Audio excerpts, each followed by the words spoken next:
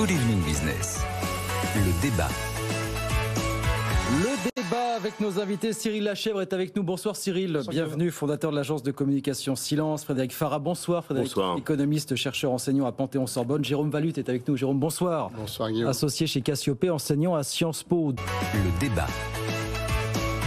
Allez, la deuxième partie du débat, 18h47 sur BFM Business avec Frédéric Farah, avec Cyril Lachèvre et avec Jérôme Valute. On en vient effectivement à tout ce qui a animé le monde de la tech cette semaine, à commencer par aujourd'hui, officialisation, ça y est, du rachat de Twitter par Elon Musk pour 44 milliards de dollars. Ardent défenseur de la liberté d'expression qui veut assouplir la modération des contenus. Écoutez ce que nous disait l'entrepreneur Ty Chris hier soir sur BFM Business. Lui salue le rachat de Twitter par Elon Musk. C'est bon pour la liberté d'expression. Écoutez son point de vue, puis je vous fais réagir après, messieurs.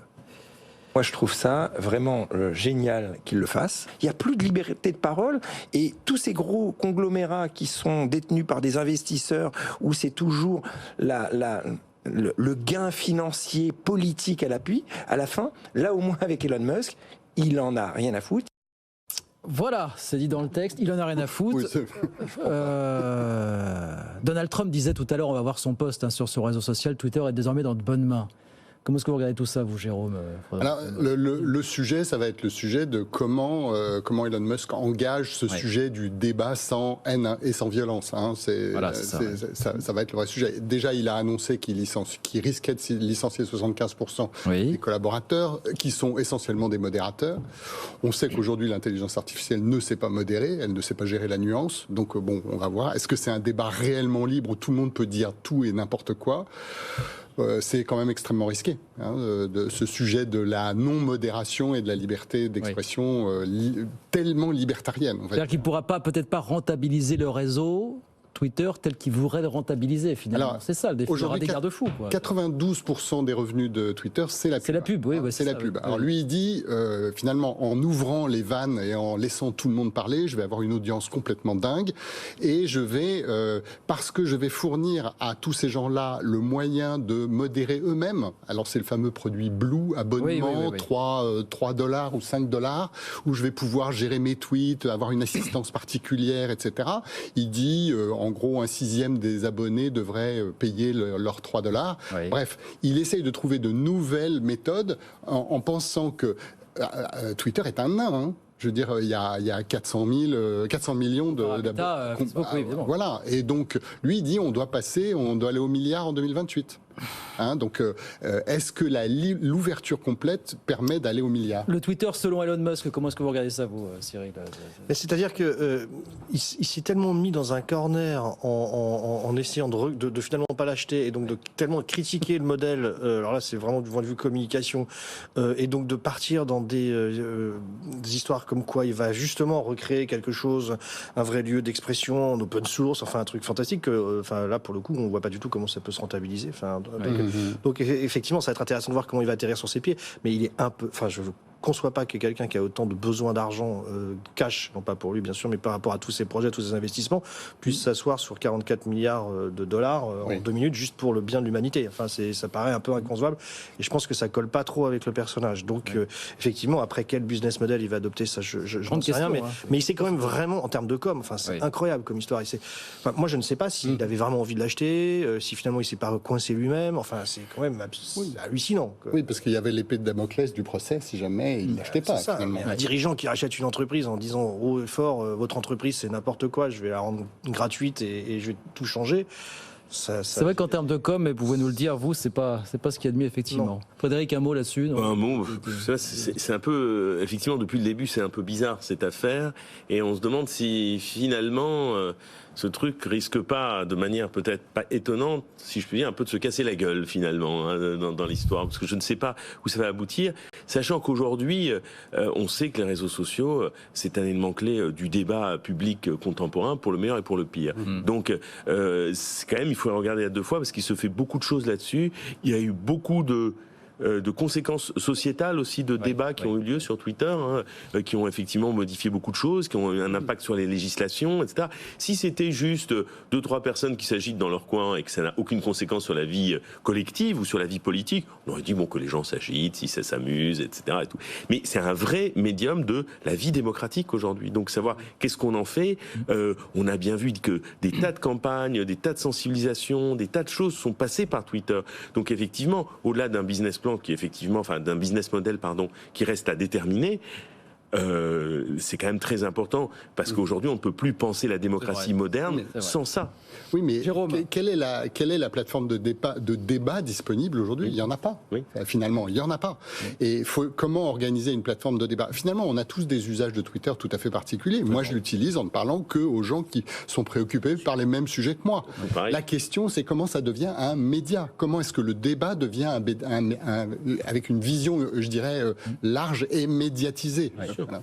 Et donc, la question, c'est comment animer une plateforme de débat. L'intention est bonne, mais la manière de le faire... Ça va rester évidemment la grande question des marchés. Comment est-ce que vous regardez donc cette folle semaine des GAFA ? On le disait, qui ont perdu la bagatelle de 1000 milliards de dollars de capitalisation. Bon, il y a un effet de base défavorable par rapport à 2021, ça faut quand même en tenir compte. Déjà, oui. Mais quand même, est-ce que vous dites, comme certains, c'est la fin d'une époque, voilà. Outre le fait qu'ils se réinventent tous les jours, ces GAFA, moi, est-ce que vous... Non, je pense pas, c'est la conjoncture, parce que si on regarde en détail, on s'aperçoit que pour chacun, c'est quelque chose de différent. Ouais, c'est ça. Et donc, c'est pas les GAFA, les GFAM, parce qu'il n'y a pas Apple. Apple va bien. Ils ont annoncé des résultats positifs, pas énormes, mais positifs. Ils surfent sur l'iPhone 14 Pro, qui est grosse marge. Si on regarde Microsoft, c'est la chute des ventes des PC et donc de la licence Windows. Bon, donc c'est tout à fait particulier. Pourquoi le PC se casse la gueule ? Meta, c'est la baisse des dépenses publicitaires et l'incompréhension des investisseurs autour du métavers et de ces sommes astronomiques dépensées dans le métavers. C'est peut-être Meta le mouton noir dans cette histoire. C'est sans doute Meta, mais sauf que effectivement ça coûte très cher. Google, il y a un indicateur très intéressant, c'est la première fois que la pub baisse sur YouTube. Et donc leurs revenus ont considérablement baissé. Ils sont à 2,3 contre 45% l'année dernière. Donc c'est énorme. Et puis Amazon, c'est dans le contexte actuel, baisse des dépenses pour les fêtes et donc baisse des commandes sur Amazon. Donc on s'aperçoit. Vous tirez pas de leçon particulière de cette séquence ? Non, je pense pas que ce soit un sujet GAFAM, c'est un sujet contexte. Cyril ? Non, mais alors, je suis tout à fait d'accord. C'est vraiment. Il y en a un Amazon qui a des problèmes de conjoncture, à peu près normaux pour un groupe de distribution, malgré les développements. Problèmes de pub, qui sont assez normaux, dans la mesure où la publicité est un indicateur très avancé de la conjoncture, donc que la publicité a mal. Après, peut-être qu'effectivement, il faut surveiller cette histoire de YouTube. Peut-être qu'il y a un changement. Mais bon, par exemple, Google y a répondu, essaie d'y répondre dès cette semaine. Ils ont mis en place un nouveau système pour dire un peu les pubs qui nous intéressent. Donc on sent que bon, voilà. Et après, Meta, on ne sait pas du tout où ils vont. Donc là, c'est soit un autre monde, soit la fin du monde pour eux. Donc non. Franchement, c'est vrai que là, pour le coup, c'est difficile d'y voir une vraie tendance commune. Pas de tendance, mais quand même sur Meta, j'insiste, il nous reste une grosse minute, mais sur Meta, il y a beaucoup d'incompréhension effectivement sur le métavers, sur la capacité à créer ce monde parallèle. Vous dites quoi ? C'est quand on a vu Zuckerberg jouer son va-tout il y a quelques semaines devant les investisseurs, comme c'est révélateur tout ça. C'était un coup c'était Frances Haugen, c'était une manière de cacher la fumée. Et il a annoncé très tôt un sujet qui sortira pas avant 5-10 ans. Donc le métavers, c'est effectivement la troisième génération de l'Internet. Donc la première, c'était comme ça, la deuxième, c'est comme ça, et la troisième, ce sera non pas avec de la virtuelle, mais avec de la réalité mixée. Donc ce sera avec nos mains. Bon, mais ça, c'est pas avant 5-10 ans. Donc c'est une annonce en avance de phase. Bon. Frédéric, quelques secondes.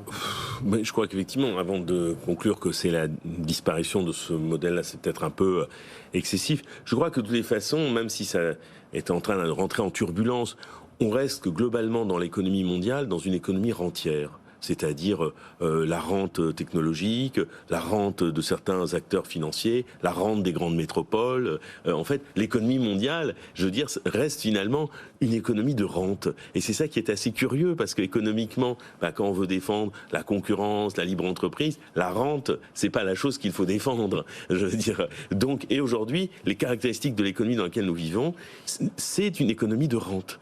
Et que ce qui arrive là, bon, évidemment, les montants, ses frais et autres, mais la logique rentière demeure. Et c'est ça qui est, à mon avis, la chose la plus inquiétante dans un système qui se dit capitaliste. C'est ça qui est le grand paradoxe, c'est de vivre au cœur de rente. Tout change de même, mais rien ne change finalement, c'est ça, son l'histoire. De toute façon, Google a une telle position de force dans son domaine ou à l'égard des médias que oui, forcément, ils ont créé de facto une rente qui vont protéger. Ouais. Et ceux qui font le parallèle avec l'explosion de la bulle Internet des années 2000 sont complètement à côté de la plaque. Oui, non, il y a un contexte intéressant, c'est qu'il y a de nouveaux acteurs. TikTok, par exemple. TikTok qui reste évidemment. TikTok est comme ça. Et effectivement, Apple, il faut le regarder parce qu'ils ont un petit jeu qui est amusant, qui est de poser un certain nombre de pions sur le marché qui empêchent les autres d'agir. Amusant pas pour tout le monde en l'occurrence. Et ben voilà, ainsi va la tech, ainsi va l'actualité éco. Merci beaucoup messieurs d'être venus ce soir sur BFM Business. Jérôme Valut, associé chez Cassiopée, enseignant à Sciences Po. Frédéric Farah, économiste, chercheur enseignant à Panthéon-Sorbonne. Puis Cyril Lachèvre, fondateur de l'agence de communication Silence. Merci messieurs d'avoir été avec nous ce soir sur BFM Business. 18h57 dans un instant, ce sont les pionniers avec Frédéric Mazella. Bonsoir Frédéric, quel est le programme ce soir ? Bonjour, cette semaine au sommaire des pionniers chez Fred Mazella, nous aurons le plaisir de recevoir dans le tête-à-tête un grand pionnier de la télé, Frédéric Lopez, qui a créé une dizaine d'émissions de télé, et notamment Rendez-vous en Terre Inconnue. À la suite, ce sera le pitch avec 2 pitchers, et à la toute fin, je répondrai à toutes vos questions dans Fred vous répond. C'est à suivre. Merci beaucoup Frédéric. À dans quelques minutes, 18h58, nous on se quitte et on se retrouve lundi, 18h, Good Evening Business pour de nouvelles aventures. Bonne soirée, bon week-end sur BFM Business. Good Evening Business sur BFM Business.